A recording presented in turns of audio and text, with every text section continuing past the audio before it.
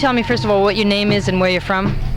Yes, my name is Amber O'Hara, and I'm from the Puget Sound Women's Peace Camp in Kent, Washington. And how did you hurt your arm? I hurt my arm. We were attempting to do civil disobedience at the Army Depot the other night, and I was climbing the fence. My foot got caught on a blanket. I slipped and pulled ligaments in my arm. That's how I hurt my arm. I understand you also had an altercation with some people in town? Yes. Last night, after failing to get over the fence, our affinity group attempted again to get into the Seneca Army Depot to receive our ban and bar letters so we could go to jail in solidarity with women on Monday. And we got to the Army Depot gate. We went to the truck entrance gate around 8 o'clock at night while it was still light out. We crossed the line and we were told that we would be under arrest. So we waited to be arrested, and they did not arrest us. In the meantime, about 100 townspeople, or people from Seneca County, arrived and started yelling at us to get away from the fence. We had previously been joined by two women from another affinity group who chained themselves to the fence with rope.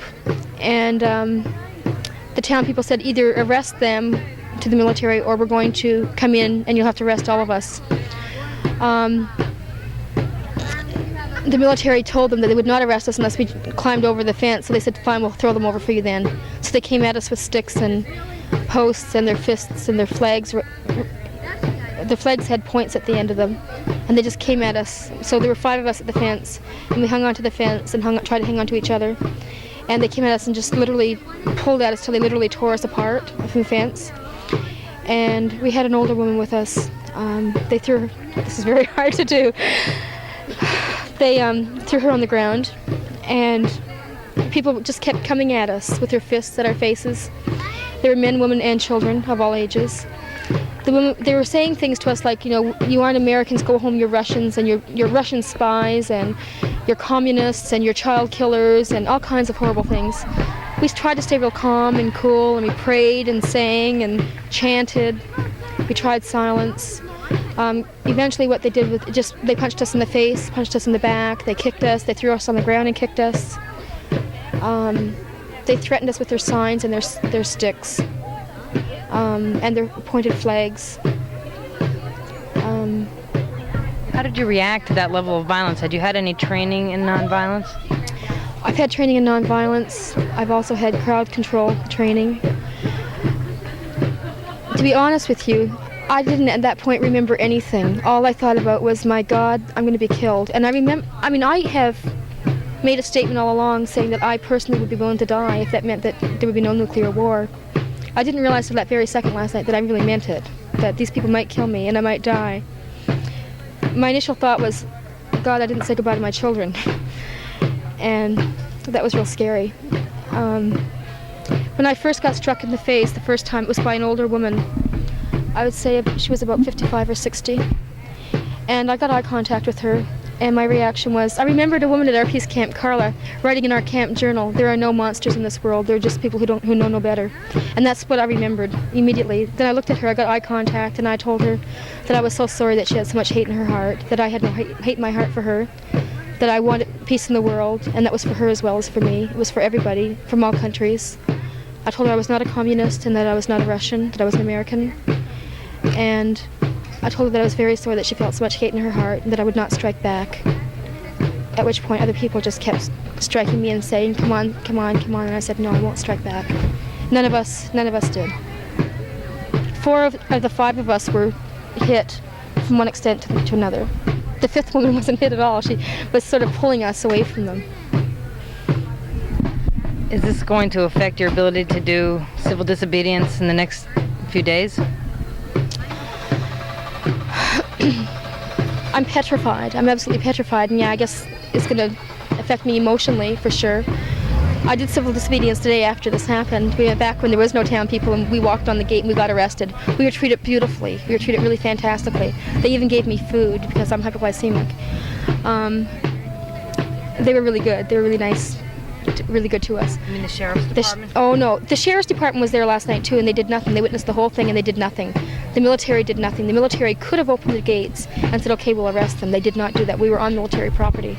but the military told us that was not their property, that we had to go over the gate. So we aren't sure whose property it was on, the counties or the militaries, but both of them were there, both officials were there, the MPs were there too, and nothing was done. I intend to do CD tomorrow. I intend to get arrested and stay in jail in solidarity with women for as long as they're there. My intention is to partially cooperate, but if I see that the police and the MP are being violent to other women, I will go totally limp. Why do you think a peace movement like this one should instill such feelings of violence and hatred in people?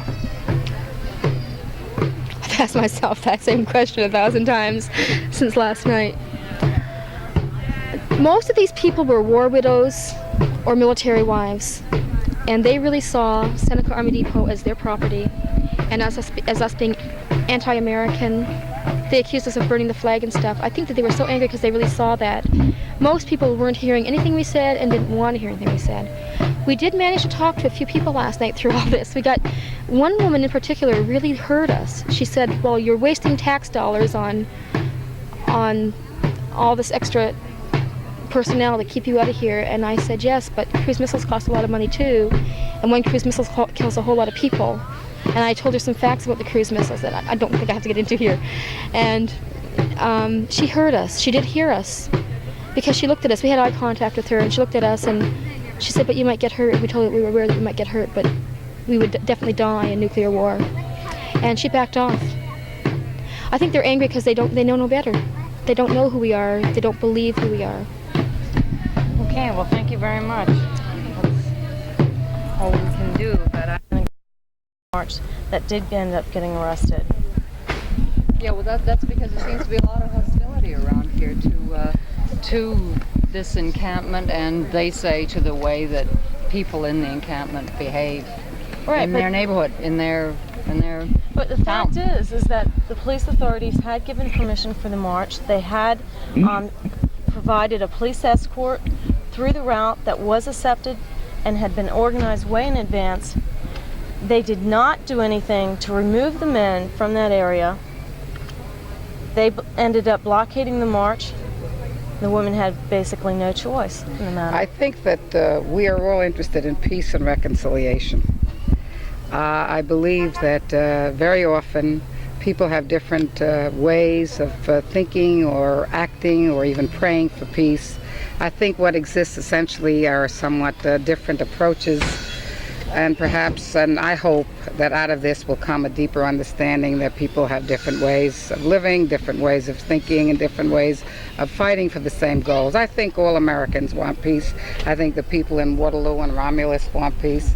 I believe the women in this encampment have done a very brave thing in coming here and trying to bring attention to the necessity of the very serious conflict which exists with the, serious expanding nuclear arms race which threatens the very survival of humanity itself. And I think women have to take a leading role in that. We don't have much power in the decision making in governments, whether in this government or in the Soviet Union or other places, but we have the power of numbers, and we have the power of our nurturing feelings, and we have the power of our belief in survival, and this is what this is about.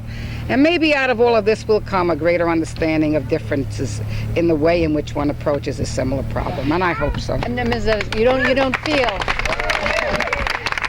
obviously have lots of people who agree with you. You don't feel that in view of the reaction among people locally, that this effort has been counterproductive in the end? I think very often that the people who take the further steps, that move forward and give leadership, are not always understood, and that in time there is deeper understanding as a result of interaction and contact, and I'm hoping that that's what will come out of this. Okay, thanks very much.